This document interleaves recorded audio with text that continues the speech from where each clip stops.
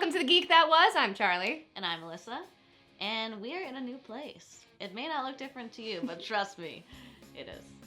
It's a love shack, baby. There's a dog outside, and he wants in very, very badly. His name is Carl. He's a pit bull.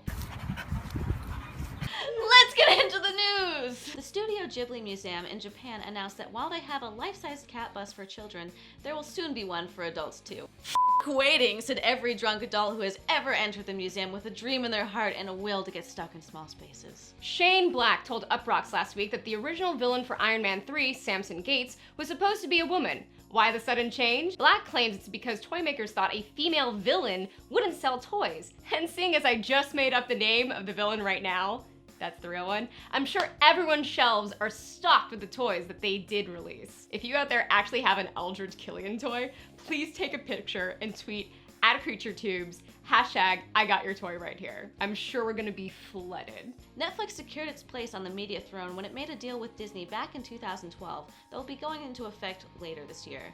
Starting this September, Netflix will be the exclusive provider of the latest films from Disney, Marvel, Lucasfilm, and Pixar after their theatrical and Blu-ray releases. It could mean big trouble for cable providers and other streaming services that depend on big-name releases for revenue. Netflix is tight-lipped about how much this costs, possibly because after the arm and a leg they already tossed in, they don't have any more body parts to spare. Twitter hashtags to give Elsa from Frozen a girlfriend and Captain America a boyfriend went viral this week as people tried to convince Disney to be more inclusive of LGBT people in their stories. In retrospect, you all should have been more specific. I'm glad Peggy Carter didn't live long enough to see this. Speaking of Captain America's apparent turn to the dark side, for those of you taking a social media sabbatical after Sunday's Game of Thrones by rocking yourself back and forth and rambling about door wedges,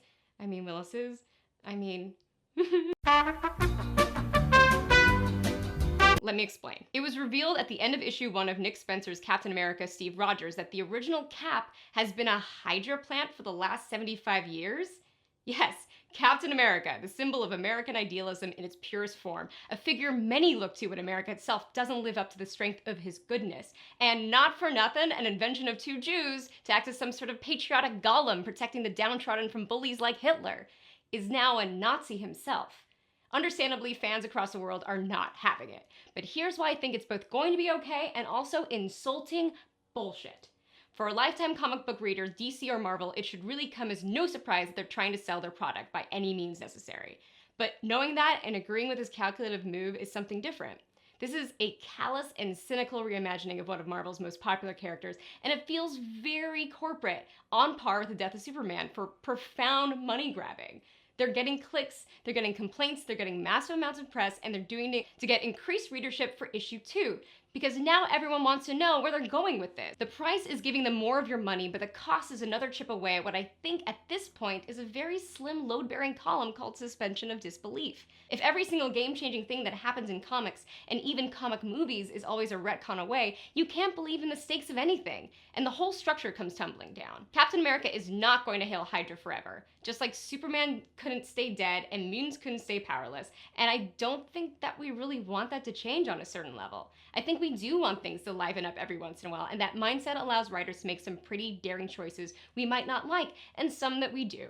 And when they've had their fun, we want heroes back to how we knew them. They're preying on our love of novelty, our nerd rage, our traditional appetites. It's cynical of them, but also kind of deeply American. All of this rant could be premature, and Nick Spencer might have a ton to say about America and storytelling or any of a number of things, but it's an uneasy gamble. Let us know below if you're willing to take that gamble, if you like Cap, if you're furious. I want to hear all your feelings about the new Captain America hailing Hydra. So this week we're talking about James Bond. Daniel Craig is out, he is over it. Lots of people are throwing their names in for James Bond, and one of the names that came up was Gillian Anderson. I want to believe this is a good choice. X-Files is one of the best shows of all time, not including the reboot. And I love her in Hannibal. I think she's icy and cold and calculating and gorgeous and amazing. He's just such a masculine figure and a masculine avatar that I think it doesn't make any sense to bring a woman into that character. Make a different franchise in the world of James Bond, but calling her Jamie Bond, or James Bond even, why? I am all about stealing institutions from men, so I am here for female James Bond, and honestly, I think it could be, like, a really interesting twist. Like, even it, like, Gillian Anderson has basically said that she's bi. I don't know if she's come out. One of us. But One of us. I don't know if she's come out officially, but she's basically hinted at it a whole bunch. So if it was by James Bond, and if she was still kind of, like, womanizing and also, like, she's got both, like, that's fucking cool. I'm here for that. I'm here to see that. And, like, I think Gillian Anderson is, I feel like she hasn't, like, shown off her darker, sexy side too much in TV and movies, and I feel like that would be, like, a pretty cool thing to see. I like that it's equal opportunity womanizing. Women, you're all gonna get objectified, just this one is gonna have, like, you know, it's just gonna be boobs of her own. cooler this time. Again, I really do love Gillian Anderson, but I think some roles, there is gender at play, and you're examining what masculinity is and the different variations of it, and that those sorts of roles, I think, do have gender specificity, and I don't think that about the majority of things, but I kind of think that for Bond. Misandrist. We're gonna get letters now. They see it as antagonizing, and I'm not worried about antagonizing dudes. That doesn't keep me from desiring anything. But this specifically, I just don't think it works. I think just make something new. I know, make something new. Can you believe it? But I respect your burn down approach. I hail you, my Khaleesi, my personal Khaleesi. Idris Elba is also a name that has come up a lot, and I'm also, like, 100% here for that. 100% here for that. And the most bullshit thing, someone who's up in the power structure is like, he's too street.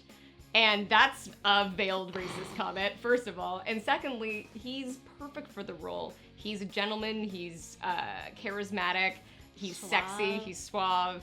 I think has it. Like, you couldn't get more James Bond looking and just, like, ding, then that, like, he has the martini in his hand already. Like, guys, like, just give him the gadgets and we're good to go. I do love how much Daniel Craig is over it. He will not take $100 million to do this. That is how over it he is. He's more over it than Robert Pattinson was by the end of the Twilight series.